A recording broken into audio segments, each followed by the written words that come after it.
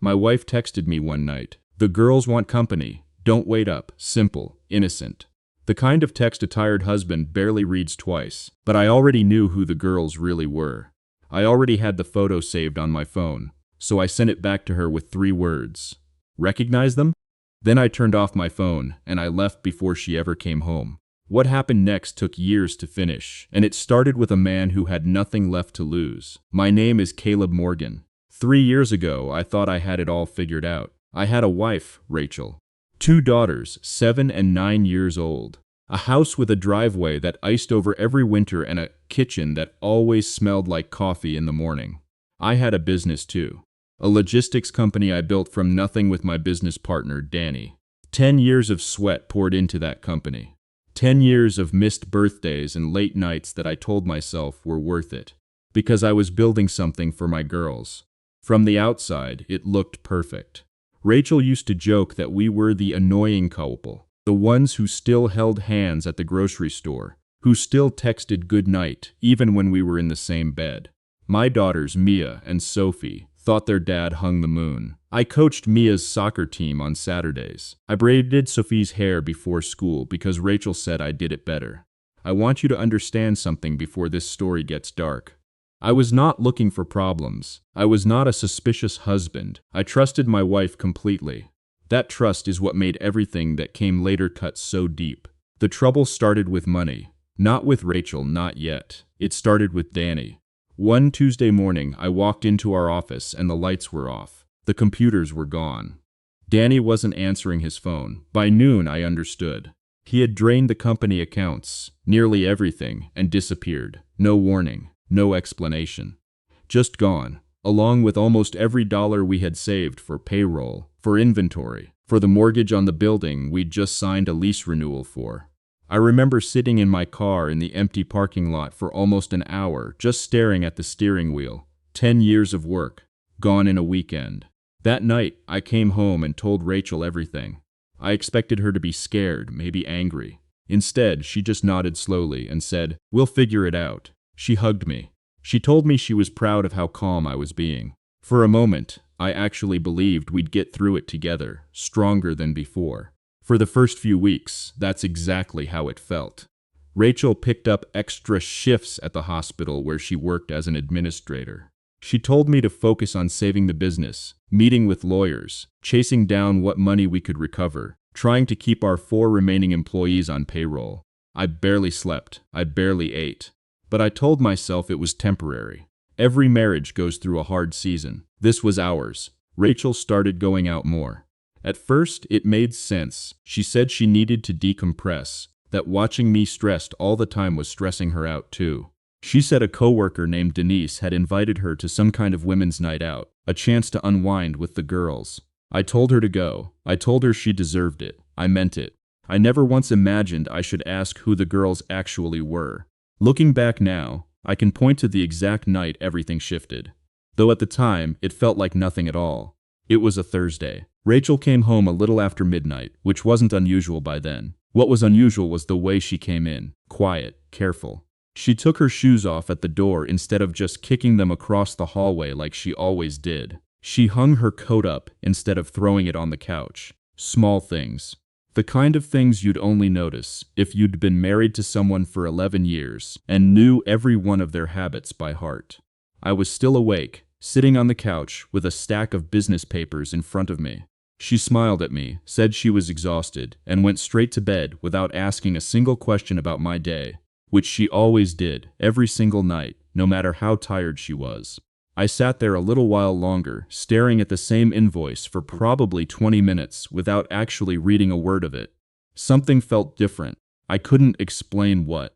I told myself I was just paranoid from the stress of losing the business. I told myself a good husband doesn't go looking for problems where there aren't any. I had no idea that this one quiet night, her taking her shoes off carefully at the door, was the very first thread of something that was about to unravel everything I thought I knew about my marriage. The weeks after that night moved fast, but looking back, I can see now how deliberately Rachel was pulling away, one small piece at a time, so slow I barely noticed the shape of what was happening. It started with her phone. Rachel had never been secretive about her phone in 11 years of marriage. We used each other's phones constantly, checking directions, showing each other funny videos, borrowing chargers mid-conversation without a second thought.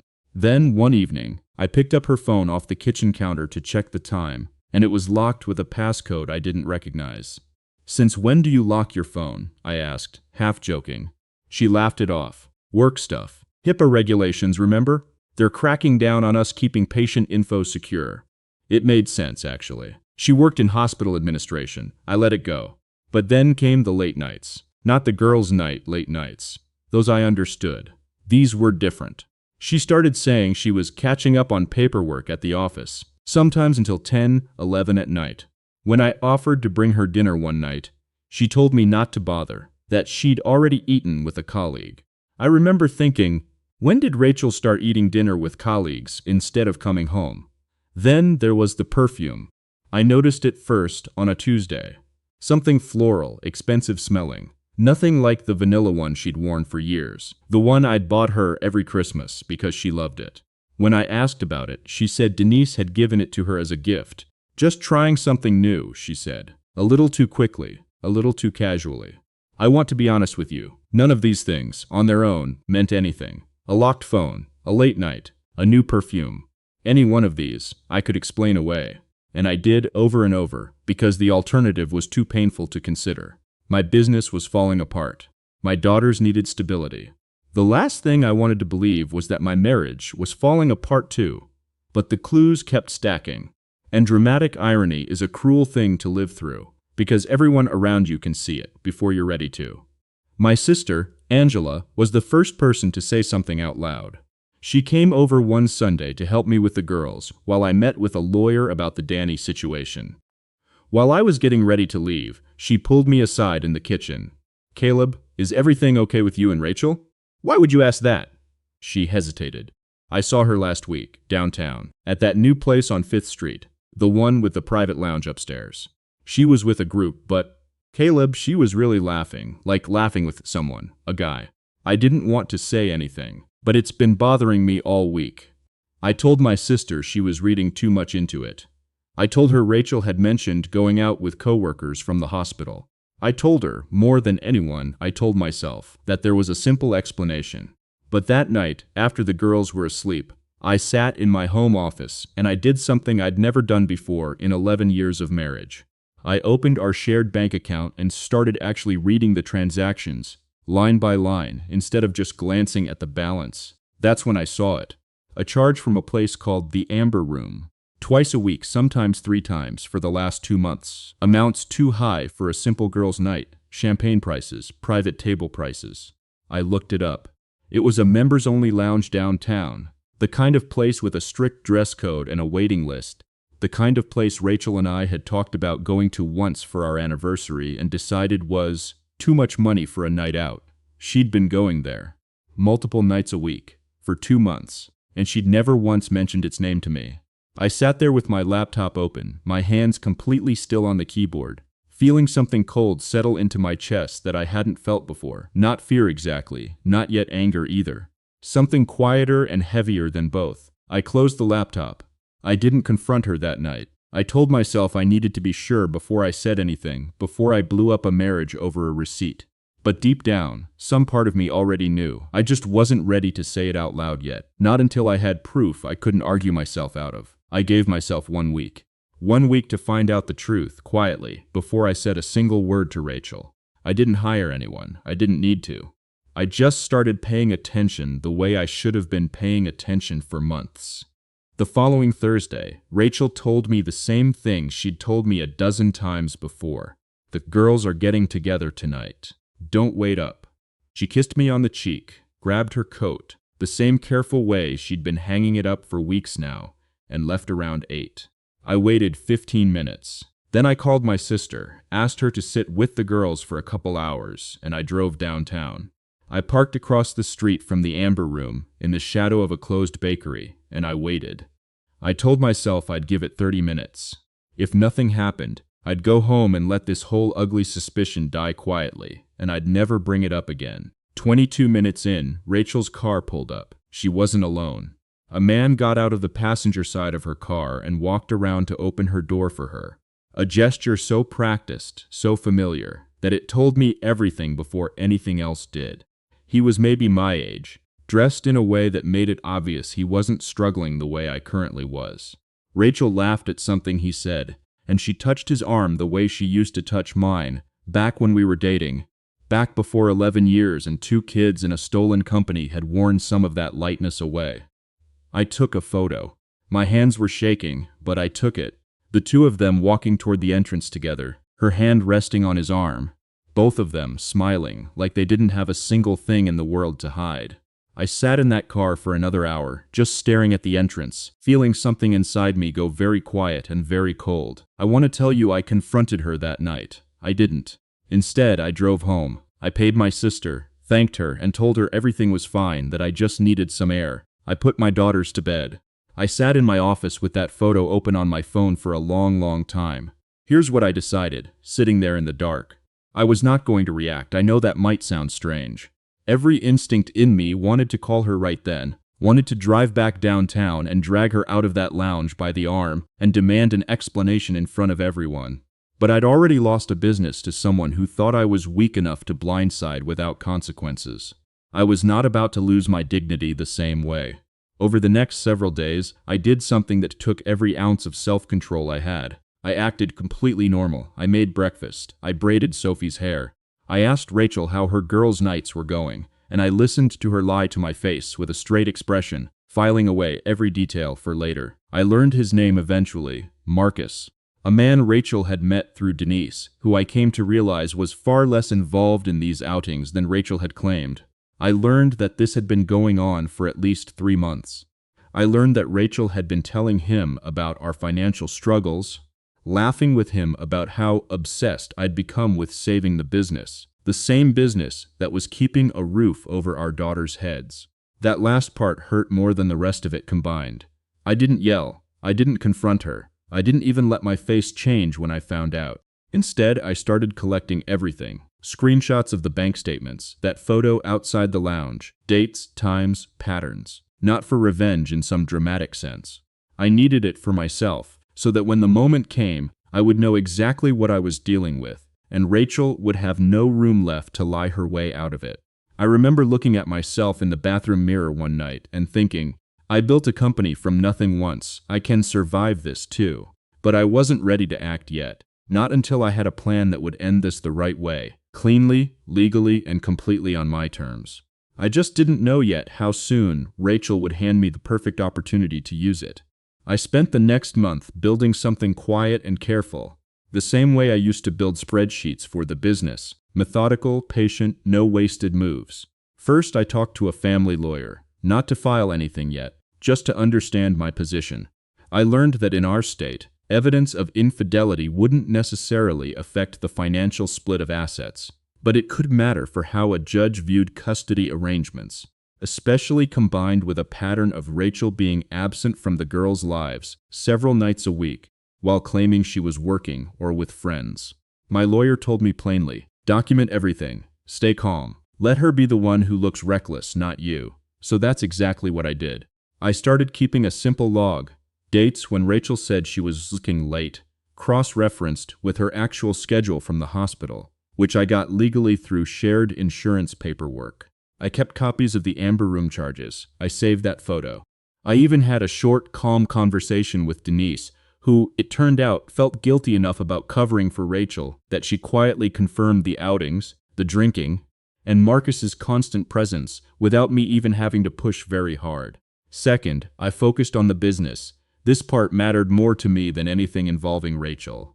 With Danny gone and the funds drained, I had spent months rebuilding client trust one phone call at a time. I took out a small loan against my own name, not our joint accounts, my name alone, and I slowly brought the company back from the edge. It was brutal, unglamorous work. But by the 3rd month, we'd stabilized. By the 4th, we'd actually turned a small profit again. I didn't tell Rachel any of this. As far as she knew, I was still the obsessed, financially desperate husband she was laughing about with Marcus. I let her believe that.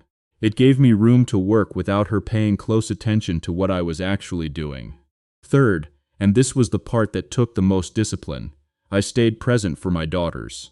Every soccer practice, every school pickup, every bedtime story. I made sure that whatever happened next, Mia and Sophie would remember their father as steady, not as a man who fell apart. Rachel, meanwhile, grew more confident by the week. The lies got smaller in her mind because I never pushed back on any of them.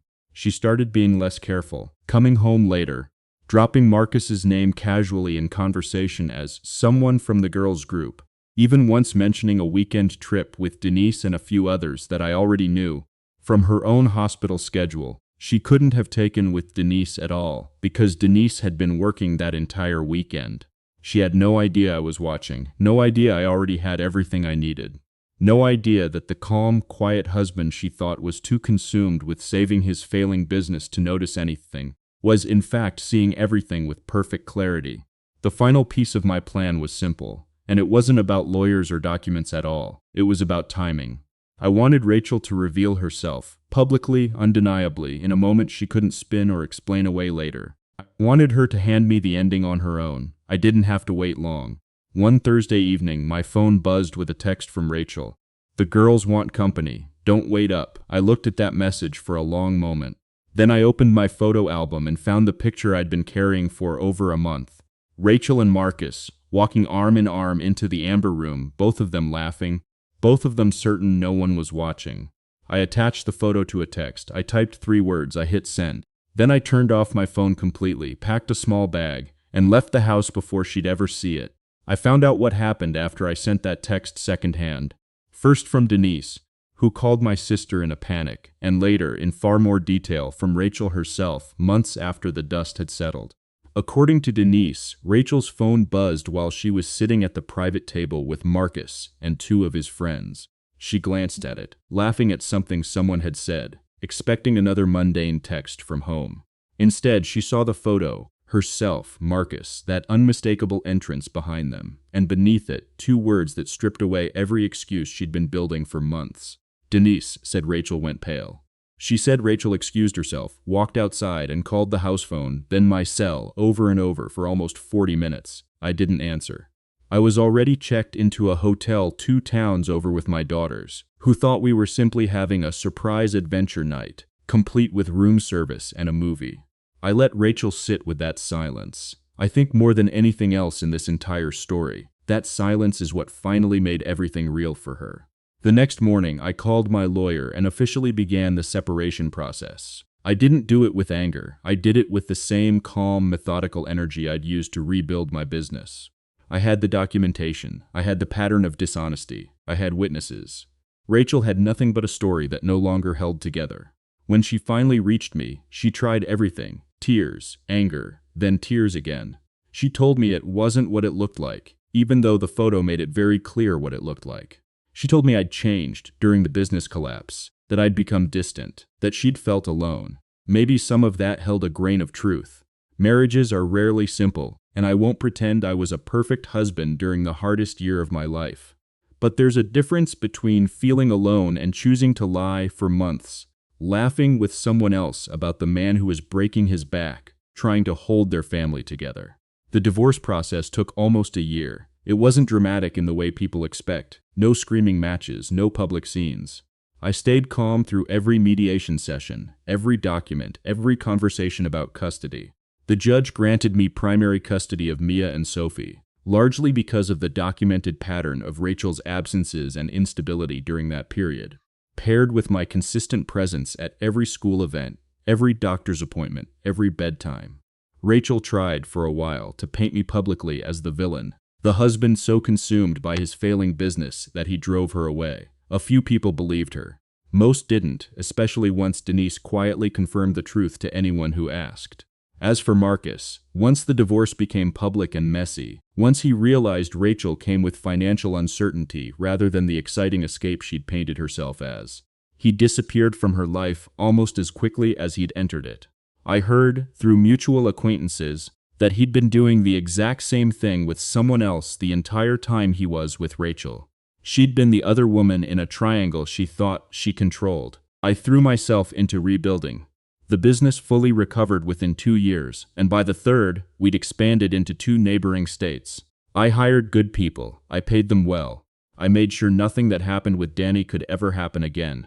My daughters grew up steady. Mia is 13 now, still playing soccer, still just as fierce as ever. Sophie is 11, and I still braid her hair most mornings, though she's started asking to do it herself. Rachel reached out again, years later, after her relationship with someone new had fallen apart. She said she'd changed. For a brief moment, I'll admit this honestly. Some old part of me wanted to believe her. We had coffee a few times. She was warmer, more present, more like the woman I'd married. Then I found out she was already seeing someone else. During those very same weeks, she was trying to win me back. That was the moment I understood, completely and finally, that this wasn't about me changing my mind. It never had been. So I walked away, not with anger this time, just clarity. Last month, my company held its 5-year anniversary celebration. Mia and Sophie stood on stage with me, laughing, proud, completely unbothered by everything that had happened years before. I looked out at that room full of people we'd built a life with, genuine friends, loyal employees, family who'd stood by us, and I felt something I hadn't felt in a long time: peace.